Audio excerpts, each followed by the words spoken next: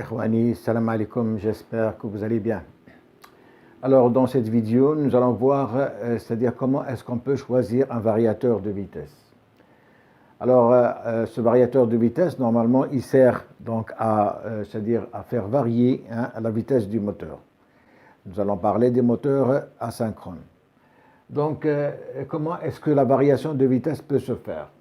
C'est-à-dire si je prends mon variateur de vitesse, d'accord, normalement, j'ai une entrée, d'accord, c'est-à-dire j'ai une tension d'entrée et une fréquence qui sont fixes, une tension d'entrée et une fréquence à l'entrée qui sont fixes, d'accord, constants, d'accord, et mon variateur doit me donner, d'accord, une tension à la sortie et une fréquence à la sortie variable. Donc ça, c'est le principe fondamental, d'accord, de mon variateur de vitesse. C'est-à-dire qu'il va faire varier la vitesse du synchronisme, d'accord? Donc il va faire varier la vitesse du synchronisme de mon moteur, la vitesse du champ magnétique si vous voulez, la vitesse du champ magnétique de mon moteur, du champ magnétique, d'accord, du moteur asynchrone, c'est-à-dire NS. Et on sait très bien que cette vitesse NS, normalement, d'accord, elle est égale à 60 que multiplie la fréquence sur le nombre de paires de pôles. C'est bon. Donc, pour faire varier la vitesse de synchronisme, donc je suis obligé soit de faire varier la fréquence, soit de faire varier le nombre de paires de pôles. Donc, notre variateur, il va faire varier la fréquence, d'accord, pour pouvoir modifier la vitesse de sortie, c'est-à-dire la vitesse du moteur électrique, c'est-à-dire objet de la vidéo. Donc ça, c'est un peu le principe, d'accord, du variateur de vitesse. Alors pourquoi est-ce qu'on doit choisir un variateur de vitesse? Pour plusieurs raisons. Tout d'abord, comme j'ai dit, donc il va faire varier la vitesse du champ magnétique de mon moteur, d'accord.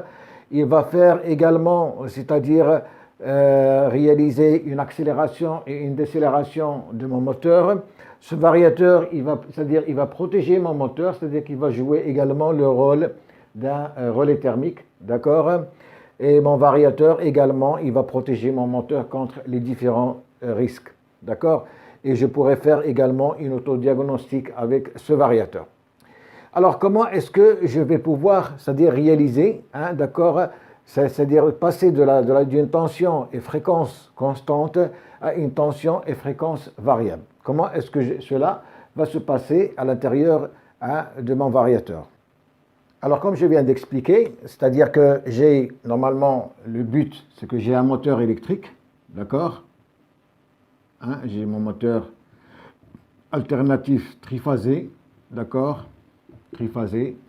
Alors ce moteur, bien sûr, comme j'ai dit tout à l'heure, je veux faire varier sa vitesse.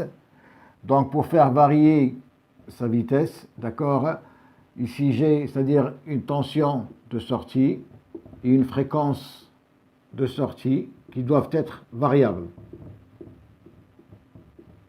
D'accord? Donc ici UVW, les bornes de mon moteur. Et qu'est-ce que j'ai comme données? Donc j'ai comme données, c'est-à-dire je vais prendre un branchement pour faire, c'est-à-dire cette démonstration, un branchement monophasé. Donc j'ai ici la phase et j'ai mon neutre, donc un branchement monophasé, d'accord. Et sur ce branchement monophasé, qu'est-ce que j'ai? J'ai une tension d'entrée et une fréquence d'entrée qui sont fixes. D'accord? Donc voilà mes données. C'est-à-dire j'ai une tension d'entrée, une fréquence d'entrée qui sont fixes, d'accord? Et je veux réaliser, c'est-à-dire une variation de fréquence, une variation de tension pour avoir, c'est-à-dire une vitesse de rotation de mon moteur variable. Alors comment est-ce que je peux faire? Donc normalement ici, pour pouvoir, c'est-à-dire faire cette transformation de tension et fréquence, je dois avoir un convertisseur à ce niveau-là, d'accord? Je dois avoir un convertisseur à ce niveau-là qui va convertir, c'est-à-dire qui va, c'est-à-dire convertir la tension et la fréquence qui sont fixes en alimentation, donc ça c'est le réseau d'alimentation, c'est le réseau d'alimentation, d'accord, qui va les convertir en tension et fréquence variable. Donc ce convertisseur n'est rien d'autre qu'un onduleur, d'accord. L'onduleur, c'est l'appareil, d'accord, qui va convertir, c'est-à-dire qui va modifier la tension et la fréquence qui sont fixes en tension et fréquence qui sont variables. Alors ce moduleur, normalement, il travaille, c'est-à-dire il fait rentrer une tension continue, il va sortir avec une tension alternative. Donc déjà, je dois fabriquer, c'est-à-dire une tension continue, d'accord, pour que mon onduleur puisse, c'est-à-dire me donner cette tension alternative, d'accord, avec une tension et fréquence variable. Donc je dois fabriquer, d'accord, ce courant continu. Alors si je veux fabriquer, donc ici j'ai l'onduleur, je vais marquer ici, j'ai l'onduleur, d'accord, c'est l'appareil qui va faire cette fonction. Ici donc je dois fabriquer, c'est-à-dire le courant continu, c'est-à-dire la tension continue si vous voulez. Donc je dois avoir un autre convertisseur ici, d'accord, qui va, c'est-à-dire transformer la tension d'entrée qui est alternative, d'accord, qui va la transformer en tension continue, d'accord. Et ce convertisseur n'est rien d'autre que le redresseur. Donc là, je suis en train de faire un schéma interne, le schéma interne, d'accord, du variateur simplifié. Hein. Donc le redresseur, qu'est-ce qu'il va faire? C'est-à-dire, il va prendre la tension et la fréquence, c'est-à-dire, il va prendre la tension. Hein, il va prendre la tension d'entrée qui est alternative et il va la transformer en tension continue. Pourquoi? Pour que l'onduleur puisse, c'est-à-dire retransformer cette tension, c'est-à-dire continue en tension alternative, mais bien sûr avec, c'est-à-dire une tension et fréquence variable. Et entre les deux, bien sûr, qu'est-ce que j'ai? J'ai un filtre, d'accord? J'ai un filtre, d'accord, qui va filtrer, d'accord, cette tension, d'accord, pour la rendre, c'est un lissage si vous voulez, un lissage de la tension. Voilà le principe, hein, c'est-à-dire simple, de mon variateur de vitesse. Donc, comme j'ai expliqué, c'est-à-dire le but principal de ce variateur de vitesse, d'accord, c'est de rendre la tension et la fréquence variables pour que je puisse faire varier, d'accord, la vitesse de mon moteur. Varier la vitesse de mon moteur. La vitesse de mon moteur. Bien. Alors, bien sûr, ici, la vitesse, c'est-à-dire le moteur, il a certaines caractéristiques. D'accord? Il a une plaque signalétique, donc je suis toujours, comme, c'est-à-dire pour faire le choix du variateur, je vais partir, c'est-à-dire à partir du moteur. Donc mon moteur, normalement, il a une puissance, d'accord, donnée. Il a une vitesse de rotation en tours par minute qui est donnée. Ici, c'est des kilowatts. D'accord? Il a une fréquence. Hein? Il a une tension de travail, la tension d'alimentation, donc on va supposer normalement en général 220, 380. D'accord? Donc, cette tension me permettra, c'est-à-dire de connaître le couplage de mon moteur, la puissance qui va me définir bien sûr le variateur, la vitesse de rotation que je cherche à modifier et la fréquence bien sûr de mon moteur. Alors, pour le variateur, d'accord? Alors le variateur également, qu'est-ce qu'il a? Il a une puissance en kilowatts, d'accord? Il a une fréquence variable, fréquence d'entrée et fréquence de sortie, donc fréquence entrée plus sortie, d'accord? Donc l'entrée, elle est fixe et la sortie variable, c'est-à-dire de 0 variable, en général, donc de 0 à 50 Hz, si nous avons par exemple notre moteur de 50 Hz, mais les variateurs, ils vont plus de 50 Hz, normalement jusqu'à 400 Hz, bon c'est un exemple, donc de 0, ça dépend de votre variateur, hein, de 0 à X Hz. D'accord? Donc il a une puissance, il a une tension d'entrée, et la tension de sortie. D'accord? Ça, c'est mon variateur. Alors, la règle, qu'est-ce qu'elle dit? Normalement, la puissance du variateur, d'accord? La puissance doit être supérieur ou égal à la puissance du moteur. Ça, c'est la règle générale. Si on prend un variateur avec une puissance qui est égale au moteur, très souvent, ce variateur, c'est-à-dire, va être préréglé, hein, c'est-à-dire de la maison. D'accord? Donc, mais toujours est-il, hein, il y a certains réglages qu'il faut faire, d'accord, et que nous allons voir tout à l'heure. Bien sûr, ce que j'ai oublié de mentionner ici, c'est le courant I1 ici et le courant I2, d'accord, qui sont également mentionnés. Et vous avez le courant ici, d'accord, c'est-à-dire le courant nominal, d'accord, qui est mentionné également, hein, sur la plaque signalétique, hein, du variateur. Donc ici, c'est la plaque signalétique variateur et ici, c'est la plaque signalétique moteur. C'est bon.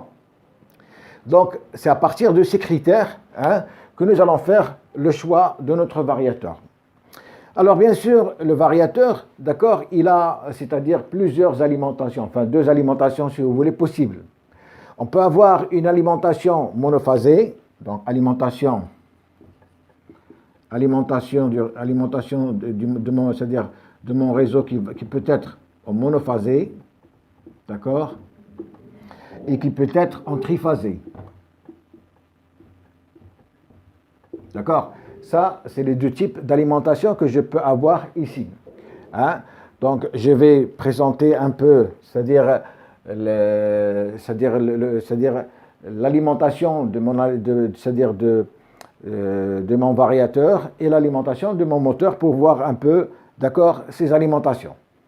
Bien, alors je vais schématiser, d'accord, c'est-à-dire les entrées de mon variateur avec la sortie pour alimenter mon moteur. Donc ici, si je prends le bloc, d'accord, de mon variateur, d'accord, alors bien sûr, ici, j'ai la terre, j'ai ici les 3 bornes d'entrée, d'accord, d'alimentation, donc ça veut dire L1, L2, L3. Et en sortie, d'accord, j'ai les bornes, d'accord, qui vont vers mon moteur, c'est-à-dire U, V, W. D'accord? Alors, c'est-à-dire en normalisation, donc normalement j'ai R, S, T, donc L1, L2, L3, hein? Donc ça, c'est le réseau. Et pour mon moteur, j'ai U, V, W. Alors, comme j'ai dit, c'est-à-dire, je peux avoir plusieurs alimentations. Je peux avoir une alimentation en monophasé, d'accord? Ça veut dire que je vais prendre L1 et L2, c'est-à-dire comme, je prends L1 comme neutre, L2, donc je vais dessiner.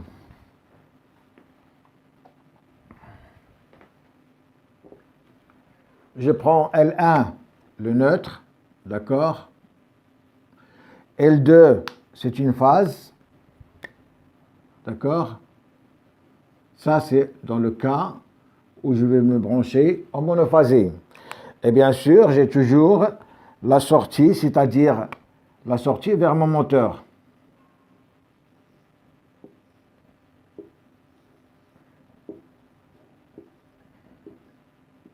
D'accord?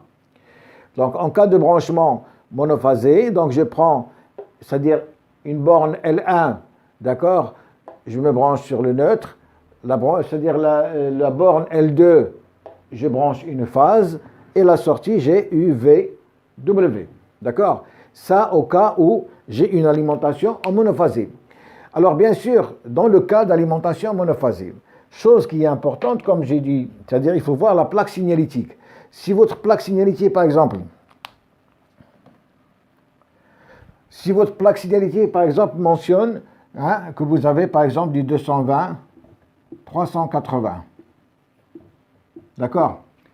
Et que votre, c'est-à-dire variateur, il mentionne, c'est-à-dire 200, 240, triphasé en sortie, d'accord? 240, triphasé, d'accord, en sortie.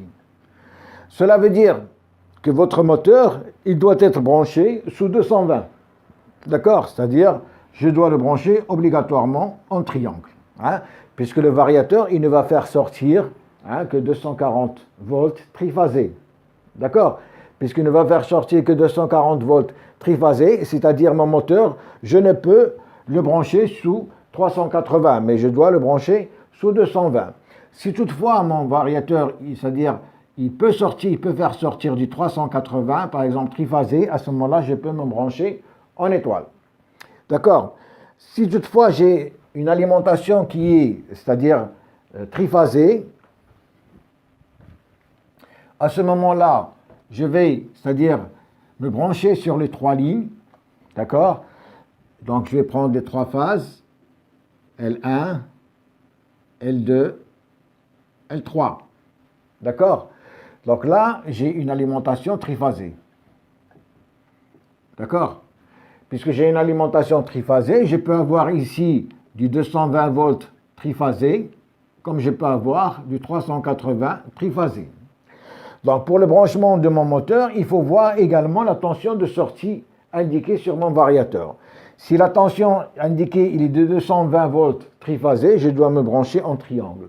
Si la tension de sortie, il est indiquée, c'est-à-dire de mon variateur indique 380, je peux me brancher sous 380, en étoile ici. Hein, c'est important. Donc cela veut dire que tout dépend de votre variateur. Alors, une fois que vous avez choisi le variateur, c'est-à-dire avec une puissance qui est supérieure ou égale à la puissance de votre moteur, vous allez regarder la plaque signalétique de votre variateur. D'accord? Cette plaque signalétique, elle vous donne la tension d'entrée et la tension de sortie. Alors la tension d'entrée, elle peut être soit monophasée, soit triphasée. En cas où elle est monophasée, donc on peut se brancher sur 2 bornes à l'entrée de votre variateur. On prend une borne le neutre et une borne la phase. D'accord? Pour le moteur, je vais pouvoir le brancher soit en triangle, soit en étoile, en fonction de la tension, d'accord, de sortie de votre variateur. Hein? C'est important. Autre chose importante, c'est qu'il ne faut pas oublier, d'accord, de brancher bien sûr la masse, d'accord, du moteur à la terre, donc la masse, et ici également pour brancher la masse de votre variateur. D'accord? Donc, il faut faire un branchement à la terre, c'est obligatoire. Bien, alors nous allons voir maintenant, c'est-à-dire une fois que nous avons commandé notre variateur de vitesse, d'accord, et ce variateur de vitesse, c'est-à-dire comme j'ai dit tout à l'heure, il a une puissance, d'accord, qui est supérieure ou égale à la puissance du moteur. Alors bien sûr, le moteur, il a normalement une intensité nominale, d'accord, il a une intensité, d'accord, nominale, une intensité nominale, donc sous 220 volts et sous 380 volts. D'accord? Donc ici vous avez I1 et ici vous avez I2. Alors ce courant nominal, vous devez le faire, c'est-à-dire le sélectionner dans votre variateur. Pour plus de sécurité, donc vous allez prendre votre variateur. Une fois que vous avez reçu ce variateur, normalement, il y a un catalogue avec ce variateur qui vous donne la codification nécessaire, d'accord, pour paramétrer ici votre variateur. Donc, tout dépend des marques.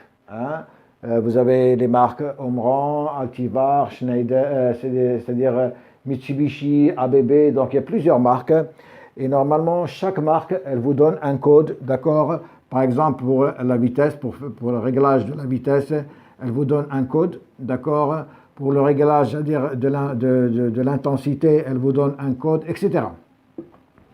Donc, vous allez chercher dans le catalogue les différents codes qui correspondent aux choses que vous voulez faire entrer dans votre variateur. Donc, supposons que vous allez, par exemple, travailler sous 380. Alors, sous 380, vous devez faire entrer, c'est-à-dire dans le variateur, l'intensité I2. Si toutefois vous allez travailler sous 220 volts triphasé, vous devez rentrer, d'accord, dans votre variateur l'intensité I1. Sans oublier, bien sûr, une fois que vous avez sélectionné, d'accord, ces intensités et que vous avez, c'est-à-dire fait entrer, il faut sélectionner, c'est-à-dire ces intensités pour la fréquence maxi de 50 Hz. D'accord? Toujours, il faut sélectionner. Une fois que vous avez sélectionné, c'est-à-dire que vous avez fait entrer l'intensité dont vous avez besoin, il faut toujours après sélectionner cette intensité pour la fréquence maxi, c'est-à-dire la vitesse maxi qui est de 50 Hz. Autre chose qui est importante, bien sûr, c'est-à-dire le réglage thermique. D'accord? C'est la sécurité, donc le réglage du thermique, ça aussi c'est important. Hein? Donc sur les variateurs de vitesse, vous allez trouver peut-être des plages de réglage de 0,2 à 1,5 fois l'intensité nominale. Donc vous devez lire, c'est-à-dire le catalogue qu'on vous donne avec votre variateur. Alors si toutefois vous avez fait rentrer par exemple l'intensité nominale ici, que vous êtes parti au code d'accord du réglage thermique, vous allez faire rentrer soit 0,2, soit 1,5. D'accord? Ça, d'autre part. Aussi, autres paramètres qui sont importants, bien sûr, vous devez, c'est-à-dire régler votre accélération et votre décélération. D'accord? Normalement, les moteurs, c'est-à-dire les variateurs qu'on reçoit, s'ils ont la même puissance, c'est-à-dire qu'ils sont pré-réglés. Mais toutefois, ici, l'accélération, c'est-à-dire c'est normalement le temps que va mettre votre moteur pour atteindre la vitesse maxi. Ici, la décélération, c'est le temps de freinage. Donc, c'est à vous de voir, d'accord? Normalement, ils sont pré-réglés à 10 secondes, mais vous pouvez toujours descendre en dessous de 10 secondes si toutefois vous avez des applications qui sont, c'est-à-dire un peu sévères. D'accord, c'est bon? Donc, dernière chose, donc pour, c'est-à-dire brancher votre variateur, vous n'avez besoin normalement que d'un disjoncteur magnétique, d'accord? Vous avez besoin d'un disjoncteur magnétique et vous avez besoin, d'accord, d'un contacteur. Voilà les choses dont vous allez avoir besoin pour brancher votre variateur de vitesse. C'est bon? Voilà, j'espère que j'ai été clair et que cela va vous servir à quelque chose, surtout pour le choix de votre variateur et pour les différents modes de branchement, que ce soit au réseau, que ce soit au niveau de votre moteur et les différents couplages que vous pouvez faire. Je vous remercie, à la prochaine.